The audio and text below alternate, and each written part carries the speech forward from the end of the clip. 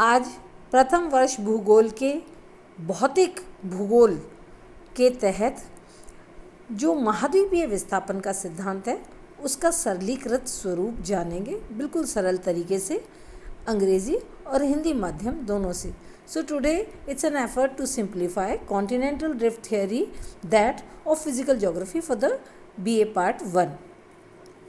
ये महाद्वीपीय विस्थापन का सिद्धांत जो है इनके प्रतिपादक एल्फ्रेड वेगनर थे, जो कि जर्मनी के प्रसिद्ध जलवायुवेत्ता एवं भूशास्त्रवेत्ता थे। So Alfred Wegener was basically a German geophysicist and meteorologist. इन्होंने सबसे पहले जो इस सिद्धांत के स्वरूप को, इस विचार को प्रस्तुत किया वो 1912 में किया, किंतु विश्व युद्ध के कारण इसका विवेचन 1915 और 1920 में हुआ। He proposed the idea far earlier in 1912, but it took the shape of hypothesis, the theory, in the year 1920। Wegener महोदय ने महासागर की तली एवं महाद्वीपों की स्थिरता को गलत प्रमाणित करने के लिए यह परिकल्पना प्रस्तुत की। He just proposed this idea because according to him the continents had never been stable, they had drifted, they had shifted in the ancient times।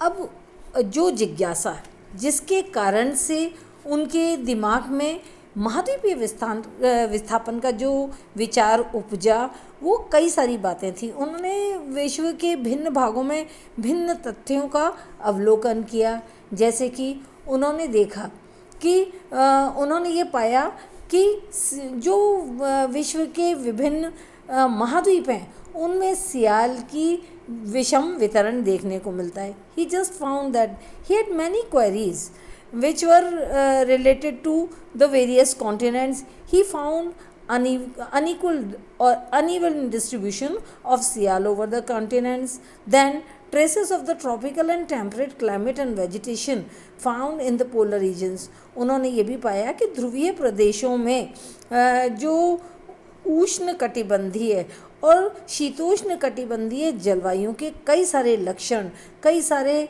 पौधों के और इत्यादि पौधों और जीवों के अवशेष देखे उन्होंने। तो उनके मन में जिज्ञासा हुई, जब ये ध्रुव के ये उष्ण और शीतोष्ण कटिबंधीय लक्षण ध्रुवों पर किस कारण से। इसके अतिरिक्त उन्होंने ये देखा कि विश्व के भिन्न भागों में जो जीवों के जीवावशेष थे तो वो जीव निश्चित एक निर्धारित कटिबंध में पाए जाने चाहिए थे, जबकि वो अन्य किसी कटिबंधीय क्षेत्र में उनके अवशेष का विस्तार देखने को मिला।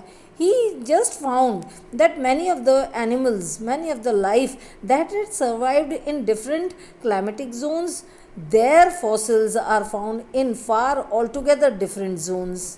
तो ये कई सारी ऐसी बातें थी। इसके अतिरिक्त उन्होंने खनिजों का अध्ययन किया महाद्वीपों पे, और उन्होंने पाया कि महाद्वीपों के तटवर्ती क्षेत्रों में खनिजों और जो पर्वतों का विस्तार था उनमें काफ़ी समानता थी, जबकि उन महाद्वीपों के मध्य महासागरीय भाग स्थित थे। He also found similarities when he studied about the geological structure of various continents। He found similarities in the minerals as well as the mountain ranges along the coastline of different continents। तो ये सारी बातें जब उनके दिमाग में आई कि ये इतनी सारी समानताएं अलग अलग महाद्वीपों में जो कि सागरों से दूर स्थित हैं, तो ऐसे क्या कारण है। तो इन सब बातों को देखते हुए उनके दिमाग में दो विचार उपजे, वो दो निष्कर्ष उन्होंने सोचे इसके संदर्भ में। First of all, so on the basis of these similarities that existed in far apart areas of the continent, he just led to the two conclusions that one, either the climatic zones have shifted in the past। तो जो ये समानताएं होना वास्तव में एक विशिष्ट जलवायु कटिबंध में विशिष्ट प्रकार की वनस्पति इत्यादि होने चाहिए, जबकि उसके अवशेष जो हैं किसी अन्य जलवायु कटिबंध में हैं। तो ये जिज्ञासाएं जो थी उन्होंने इनको दो निचोड़ पर ये पहुँचे। एक तो ये बात कि या तो संभवतः आदिकाल में जलवायु कटिबंधों का खिसकाव हुआ होगा, and the second one shifting of the land masses. और यदि जलवायु कटिबंध आदिकाल में उनका परिवर्तन नहीं हुआ है पृथ्वी के भिन्न भागों में, तो निश्चित रूप से जो जल थल भाग वर्तमान में विश्व में देखने को मिलते हैं, उनका निश्चित रूप से एक स्थान से दूसरे स्थान तक स्थानांतरण या उनका खिसकाव जरूर हुआ होगा। तो उन्होंने दूसरे वाले मत को मान्यता दी और इसी आधार पर उन्होंने अपने परिकल्पना का प्रतिपादन किया। So the second one, he found that because related to this he collected many of the evidences and that suggested that the shifting of the land masses must have taken place in the ancient times। तो इसी तरह से उनके सिद्धांत को मूल रूप प्राप्त हुआ। अब जब उन्होंने अपने सिद्धांत का प्रतिपादन किया तो उसके तहत उन्होंने कई सारे जो मूलभूत बातें थी सिद्धांत से संबंधित, वो निम्न बिंदुओं के आधार पर प्रस्तुत की। एक तो ये कि उन्होंने अपने सिद्धांत में जो तथ्य बताए उनका हम अवलोकन करेंगे। So we'll just come to know about the format or the basics or the fundamentals of his theory, the theory suggested by him as continental drift। तो ये बिंदुओं के तहत जानेंगे।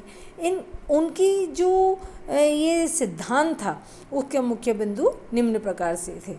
इन Carboniferous age consolidated land mass, that is the present continents, they existed together in a consolidated form which was given the name of Pangaea। तो उन्होंने सर्वप्रथम अपनी परिकल्पना में ये प्रमाणित करने की प्रयास किया कि कार्बोनिफेरस युग में जो वर्तमान में आज हम जितने महाद्वीपों को देखते हैं, तो ये कार्बोनिफेरस युग में एक संगठित थलपुंज, एक संगठित भूभाग के रूप में थे, जिसको कि इन्होंने अपने इस सिद्धांत में पेंजिया का नाम दिया। A shallow sea Tethys sea existed at the central part of Pangaea, और इस पेंजिया के मध्य में एक छिछला सागरीय भाग भी विद्यमान था। सी सराउंडिंग पेंजिया वॉज पैंथलासा, और ये जो पेंजिया था इसके इर्द गिर्द जो सागरीय भाग था उसे उन्होंने पैंथलासा के नाम से संबोधित किया। Now the Pangaea comprised of 3 rock layers, sial, sima and nife. उनके सिद्धांत में ये भी एक महत्वपूर्ण पक्ष दर्शाया गया है कि जो पेंजिया था उसमें सतह से नीचे गहराई की ओर 3 परतें थी, जो कि सियाल, सीमा और निफे के नाम से संबोधित की गई। ये रासायनिक तत्वों के आधार पर है। सियाल है सिलिका और aluminium, Seema silica and magnesium, और निकल और फेरम यानी कि निकल और लोहा जो आंतरिक परत पृथ्वी की थी, विभिन्न महाद्वीपों पर विद्यमान थी। ये भी एक महत्वपूर्ण पक्ष था उनके सिद्धांत का। Now the continental sial floated on the oceanic sima. इनके इस सिद्धांत में ये जो सियाल जो था, जो ऊपरी परत थी जिससे कि विविध जो महाद्वीप बने हुए थे, वो सीमा जो कि तरल सीमा थी ये परत, और उस पर ये महाद्वीपीय जो भाग था वो तैर रहा था। In Carboniferous age North Pole was at west coast of San Francisco. तो इनके सिद्धांत के अनुसार जो वर्तमान में उत्तरी ध्रुव है उसकी स्थिति सैन फ्रांसिस्को के पश्चिमी तट पर थी, and the south pole at the Durban which is the present Natal at the coast of southern tip of Africa. और जो दक्षिणी ध्रुव था उसकी स्थिति इन्होंने अपने सिद्धांत में अफ्रीका के जो नेटल जो भाग है वो वहाँ पर स्थित थी। अब ये इनके सिद्धांत में जो इन्होंने महाद्वीपों के विस्थापन पर प्रकाश डाला है, तो इसके लिए निश्चित रूप से कुछ बल उत्तरदायी रहे होंगे. So some of the forces might have definitely led to the drifting of the continents and as according to him the two forces were responsible for the drifting of the continents. और Wegener महोदय के हिसाब से उनके अनुरूप दो बल थे जो कि महाद्वीपों के विस्थापन के लिए उत्तरदायी थे. Number 1, gravity and force of buoyancy for the equatorward movement of the continents, that is sial over sima. तो पहला वाला जो उन्होंने माना वो पृथ्वी का गुरुत्व और प्लवनशीलता का बल था, जिसके परिणाम स्वरूप जो महाद्वीपीय खंड जो था, तो खंड जो थे जो वर्तमान में महाद्वीप के अस्तित्व में आए, तो इनका उत्तरवर्ती प्रवाह हुआ. और क्योंकि इसमें सियाल से बना हुआ जो महाद्वीपीय भाग सीमा पर जो तैर रहा था, तो उसमें इनका उत्तरवर्ती महाद्वीपों का जो प्रवाह हुआ, उसके लिए उन्होंने गुरुत्व और प्लवनशीलता के बल को उत्तरदायी माना. दूसरा, the combined tidal impact of sun and moon which led to the westward movement of the continents. दूसरा जो उन्होंने बताया, उनके अनुरूप इस कार्बोनीफेरस युग के पश्चात सूर्य और चंद्रमा में इतना भीषण गुरुत्वाकर्षण उत्पन्न हो गया कि उन्होंने जो महाद्वीपीय सियाल जो था उसको पश्चिमवर्ती दिशा की ओर खींचा.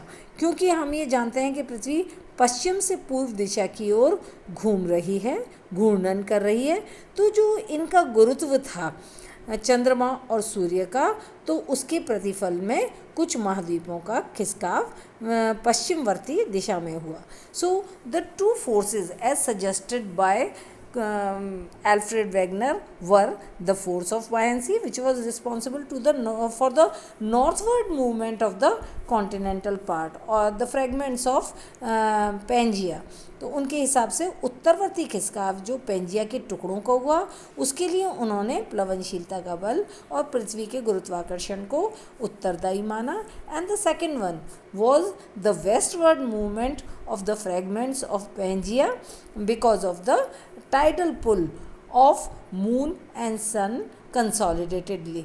और दूसरा जो उन्होंने बताया कि जो पेंजिया के विखंडित खंड थे जो महाद्वीपों में परिवर्तित हुए थे, उनका पश्चिमवर्ती खिसकाव का मूल कारण सूर्य और चंद्रमा का सम्मिलित गुरुत्वाकर्षण प्रभाव था. आज हम इतना ही जानेंगे. अगला हम इसके अन्य तथ्यों पर प्रकाश अगले वीडियो में.